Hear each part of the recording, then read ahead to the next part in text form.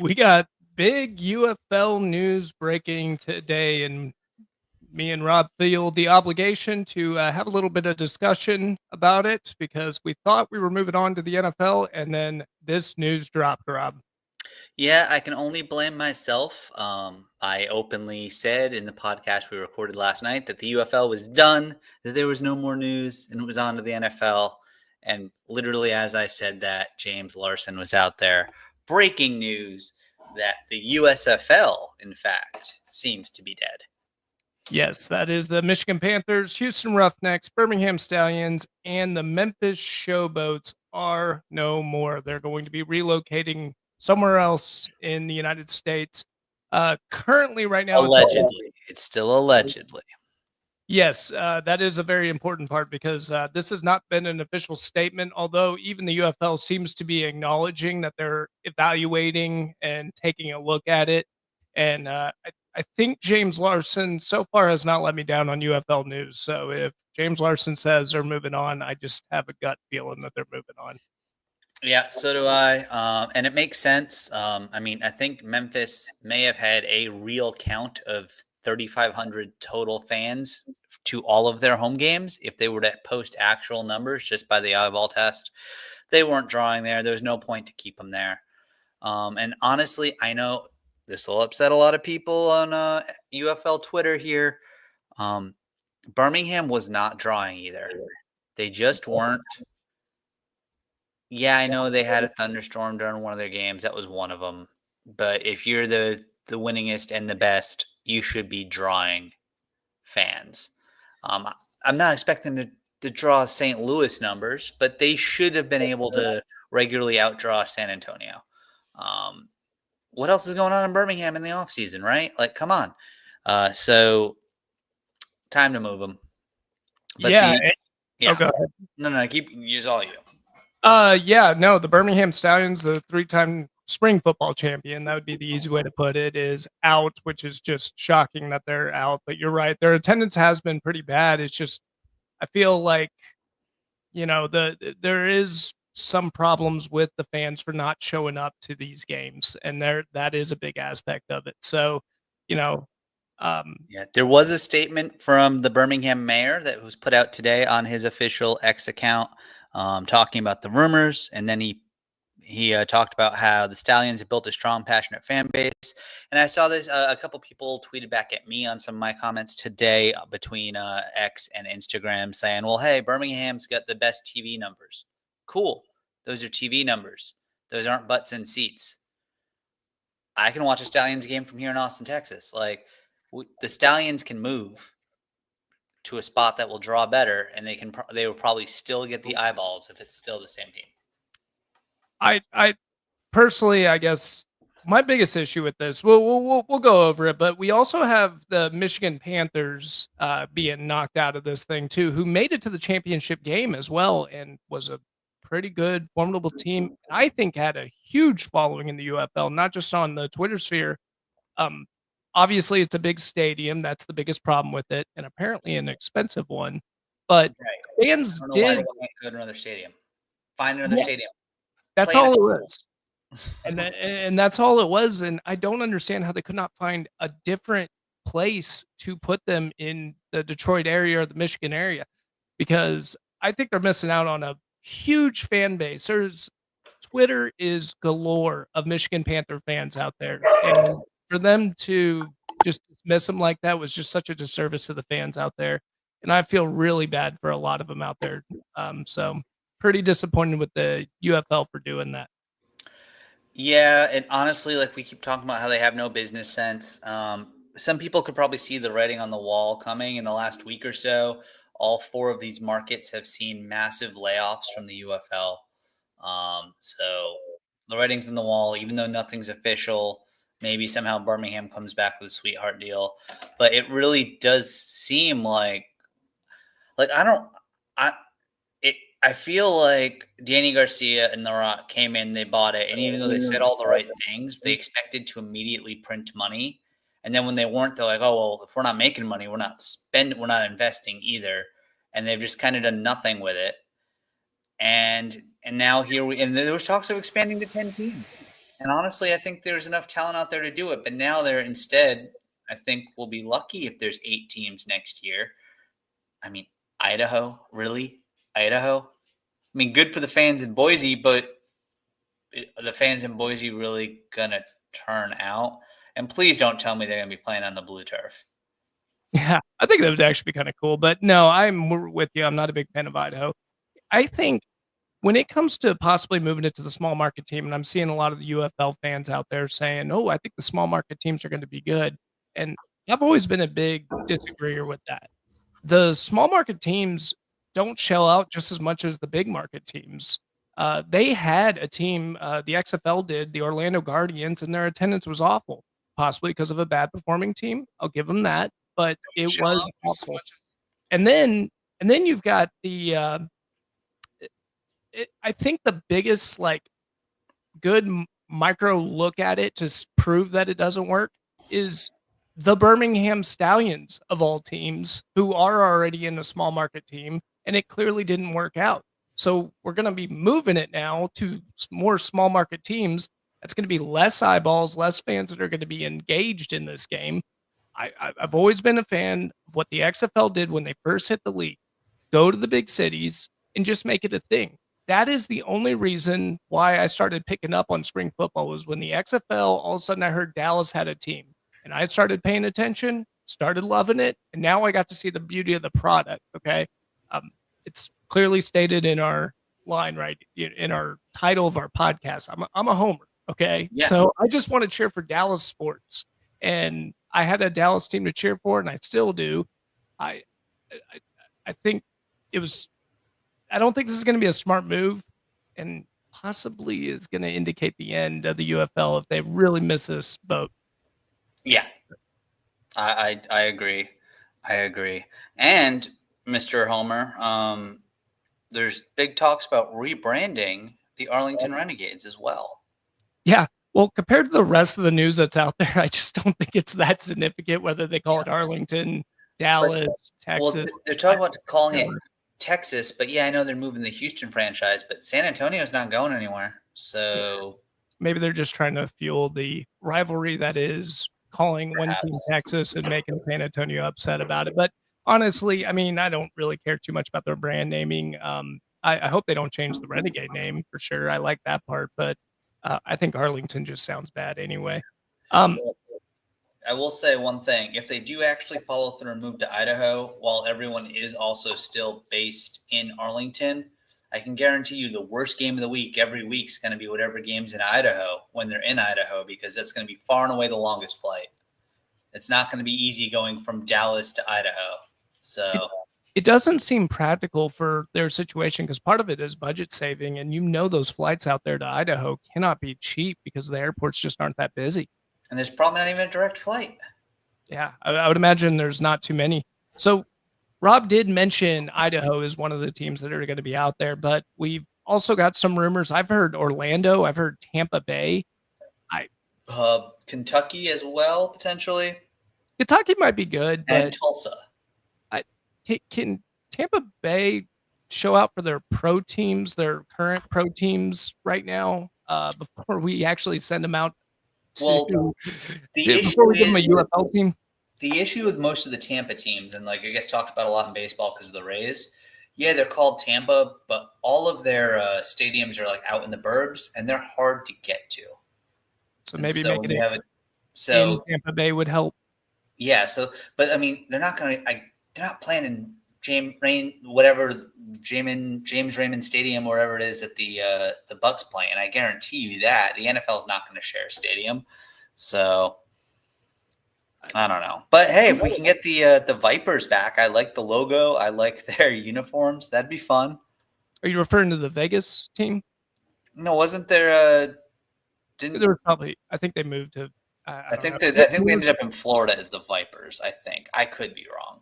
Yeah. Um, Um, and then not only Tampa Bay, I've also heard Philadelphia, Chicago. We you mentioned Columbus. Do any of these do it for you? um, where are they going to play in Columbus? They're not going to play in the. They're not playing in the shoe with 100,000 seats to fill. No, not at all. I don't see why they would do that. I hope they don't, at least. It would make that. We thought it looked empty in Detroit. There's got to be another stadium in that area that can suffice, I would imagine, but I just don't know too much about them. I think Columbus does have a soccer team, though, so maybe they're talking about moving Maybe it. they play in the soccer. They do. They have the Columbus Crew, and I know that as I'm wearing my Austin FC hat because the Austin FC owner was the owner of the Columbus Crew. Tried to move that team to Austin. The fan base and the league revolted. The league heard them out, and then they just had him sell the Columbus Crew, and then they had him instead of bringing his team to Austin, he got an expansion team here in Austin. Yeah, and I would imagine the Columbus fan base is a pretty good one, so they should come out for that. I actually don't have a problem with that. Chicago or Philadelphia goes back to what I was saying. So put it on the little tinfoil hat over here. The weird part about all this is the fact that the USFL teams were the ones that got taken out and not the XFL teams. Yep. So is that Danny Garcia and The Rock making moves around Daryl? And I guess Daryl the Moose Johnson signed off on it. If Daryl the Moose Johnson's going to stay in charge, yeah, probably because, but also those were the 4 lowest drawing markets, right? I mean, I would presume so. At least on attendance, yeah, it was definitely one of the bad ones. But yeah, so the front runners, I just wanted to scroll through according to James Larson yesterday. The current front runners are going to, and I'm not sure who goes where, would be Boise, Columbus, Florida, probably in Orlando. They said, okay, Orlando makes a little bit more sense. You get some smaller college stadiums you can use there. And Kentucky in either Louisville or Lexington. I'm guessing you would move Memphis to Kentucky. And then maybe, I don't know who the hell you moved to Idaho, unless you really are trying to destroy the history, the long history of the Houston franchise, and you just boot them out of there. I don't know. How do you think that breaks down? What market do you think goes where? I have no clue. I'll be honest with you. I don't have a clue. I would imagine the Birmingham Stallions would probably move over to the Kentucky area. I think the best we could do is just guess which city's going to get it. But even that seems like a crapshoot because I was hearing from James Larson, then I heard from different people, and so far I think we're discussed 6 different cities. So obviously more cities than teams.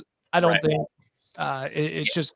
You can't make those are the front runners, and they talked about Tulsa and a few other spots, Philly, Chicago. I heard Oklahoma City too. That was another one. I think that would be a good one. But what I think I need a lot of our UFL diehards to understand, though, they're up in arms, they're throwing fits. This isn't about the UFL diehards. They already know they're going to watch. They're trying to get more eyeballs.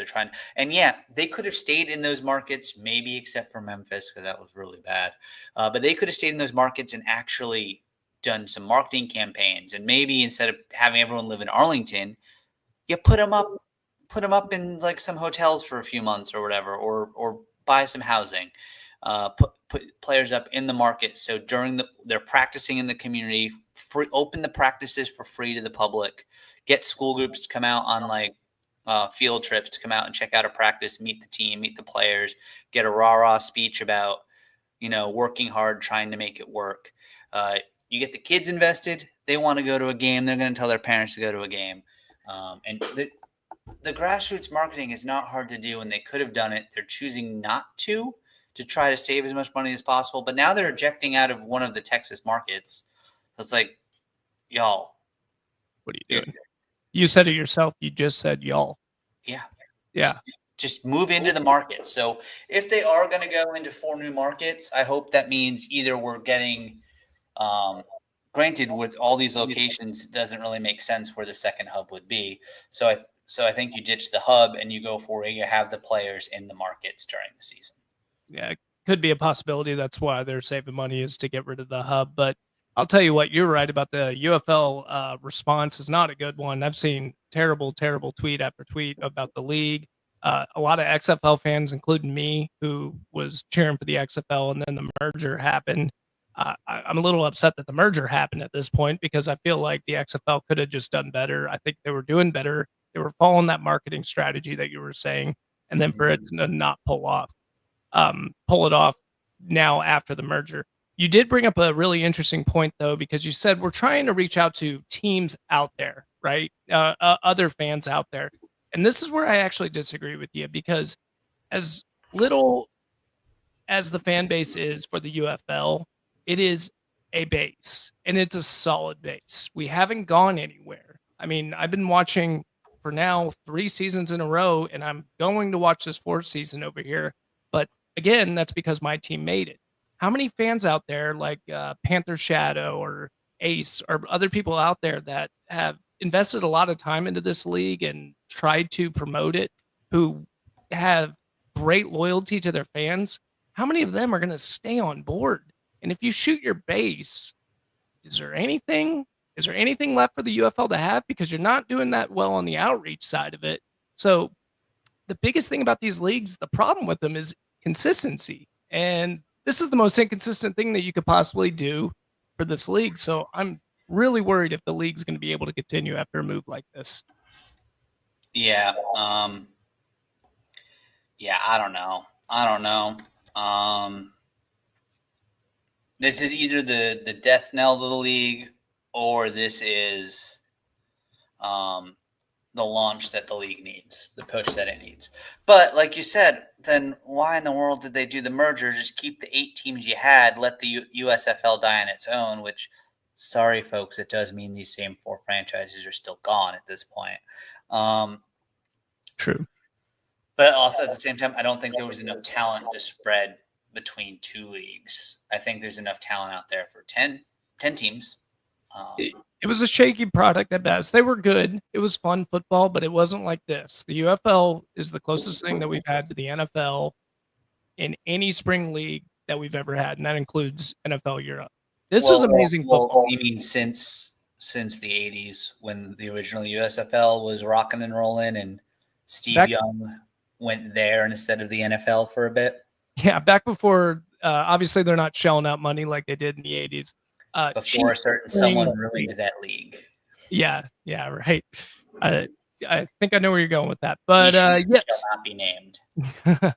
But yes, obviously when they shelled out a lot of money for that, and that was actually why the league went down. But for a small market spring league, this is the best product I've seen out there talent wise. It's just good football, and it's really upsetting because we are missing the boat on so many areas.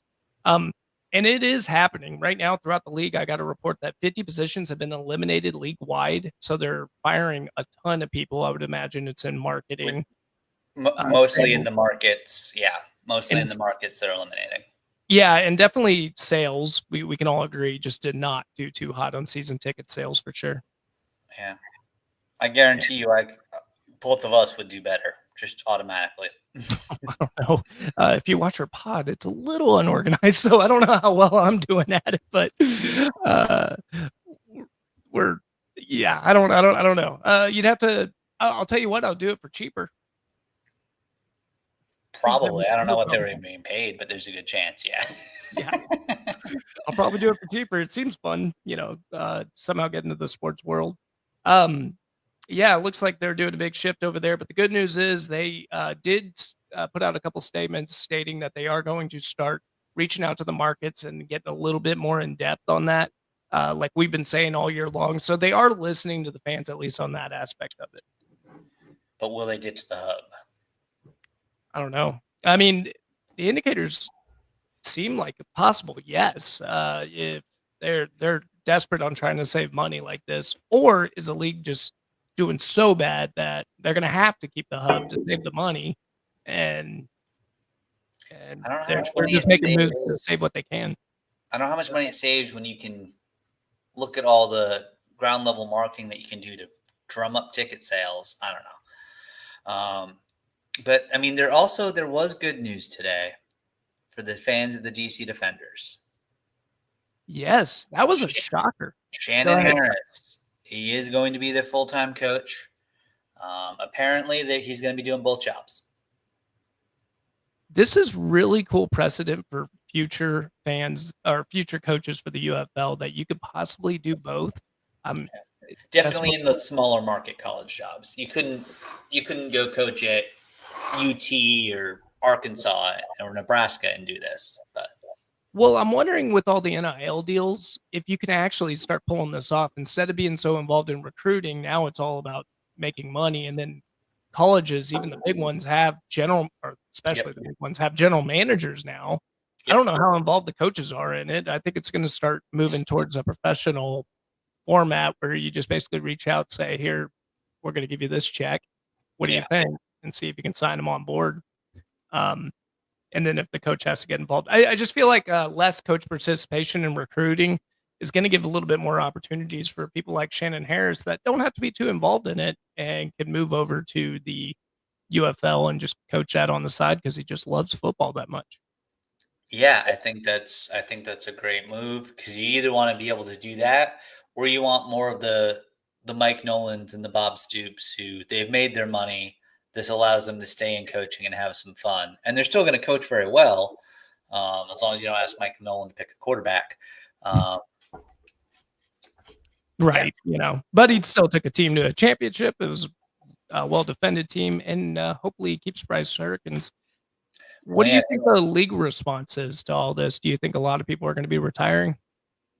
What do you mean, like coach wise? Coaches, players, are a lot of people just thinking this league is just not consistent? I'm not going to Well, be if a part I'm of a player, it doesn't matter. It's either I'm signed to an NFL or a CFL roster and I don't need to come play, or I'm not, and I want to keep showcasing myself. Because, I mean, the pipeline's there. If you show out, maybe not necessarily at quarterback, apparently, but in these other positions, their players are signing contracts. We've got running backs, we've got defensive tackles. In years past, we've had kickers signing. a lot So of players. there's a way there's a if you want to keep playing, you're going to show up, and if there's a chance for a national TV audience, there's a chance for NFL scout eyes to get on you. You're going to show up and play, even if it's in the middle of Alaska. Um, Because you just love the game and yeah, you just want to play. So, yeah. Now, and coaches, it depends. Um, if I was Bob Stoops and my team had just moved and I didn't want to be in Idaho, I'm done. If I'm a Skip Holtz, have I made enough money or made enough of an impact where someone's going to go hire me as a quarterbacks coach at a D1 or an NFL level? And then if so, yes, sweet, I'm out of here. But if not, I think Skip Holtz is capable of being a head coach again in the college football. I know it didn't 100% work out, but it wasn't like his record was god awful. So you just get him with the right program. I think he'll be a good coach for him. But um, he sounds like he's going to stay on board, or he basically is saying, "I'm waiting and seeing what the rumor mill is," because that's yeah, what he stated that basically he's just in wait and see mode because again, technically this is all just rumors, guys. So we don't actually 100% know if this is all true, but I feel like our sources, at least the people that have announced it, are pretty accurate at what they do. yeah, So yeah. James Larson does not miss much. The cities might change as far as where they're moving to, but I think it. I mean, I was calling it since what, mid-season, that Birmingham and Memphis weren't going to be in Birmingham and Memphis next year. I was saying flat out Detroit needs to find a different stadium if they're going to stay in Michigan. I wasn't expecting Houston to lose its team, but I mean, out of the three Texas teams, they drew the least. So none of it yeah, surprises me. yeah, I don't know. I maybe would have done it in a little bit of stages, but yeah, they quite literally ripped the band-aid. So here we go, guys. I think let's look at but the if The positive. Rock wants to come on and chat with us, we're happy to have a conversation. Yes, we got 16 people patiently watching, trying to see what The Rock has to say on it. And I let's look at the pros though. Let's look at the pros. One, our team stayed, so we got that going for us. And Yes. two, I can't give up on San Antonio, huh? I got to yeah, keep them. I don't know. You could go with DC. I don't care. Nah, San Antonio is what I picked. But the other good aspect of it is it does seem like there is going to be a 2026 season at least. Any Yeah. further after that, we don't know. But 2026, And uh, then we just gotta hope that they launch it better than they did this year. yeah, yeah, They they market definitely. it better. They try. You, The you can players are playing hard. The diehards care. Granted, will a lot of these diehards lose their go all lose it and be like, oh, no, if it gets popular, I'm like, no, no, no, it's too popular, and they'll go watch indoor football instead. Who knows? But I think it's going to be a while before it ever gets that popular, if it gets that popular. But at that point, we're off and running, and I'm pretty loyal. I would stay with the league for sure. oh, me too. It's football. There's not football on when they air, so great. Let's watch it. If they were trying to compete with the NFL or major college football, no, I wouldn't be watching. But they're not trying to do that. So Yeah. So that's the news right now going on in the UFL. That's our reaction to the news. Rob, obviously, if there's any other further news involving the UFL that's significant, maybe if they actually figure out which markets get the teams, me and Rob will definitely jump in and get a reaction on it.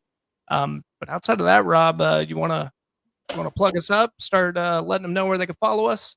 yeah, of course. If you're watching us live on X or YouTube, thank you very much. Make sure you're liking and subscribing and sharing with your friends. We are pivoting. We will of course still talk UFL as it pops up, but our focus now for the next few months is going to be the NFL. So focusing on again, we're Homer Hour, so we're going to focus on the New England Patriots and the Dallas Cowboys and their rivals in their divisions. If you don't know what our team of the pod is yet, well, that we posted our first NFL episode last night. Go back, check that out on our YouTube page. Find out what our official pod team is going to be that we're also going to root for. Hint: it's not one of the other East teams, so it's going to be a lot of fun. It's going to be a potential up and coming team. We're enjoying who got picked. So yeah, follow along. Tuesday nights usually is when we're going to post, late Tuesday night. So if you're up late, watch the pod then. Otherwise, catch up with us on Wednesdays. If you missed it yesterday, make sure to go back and watch. Follow us on Instagram, Nick and Rob, Nick and Rob's Homer Hour on Instagram, and then on YouTube at. Are we still at UFL Homer Hour right now? YouTube, we're at UFL Home Hour. Right? In fact, Yeah. So after this, I'm gonna start changing it to Nick and Rob Home Hour. make sure follow us there. Thanks for joining. We'll talk to y'all soon. Yeah, appreciate it, guys.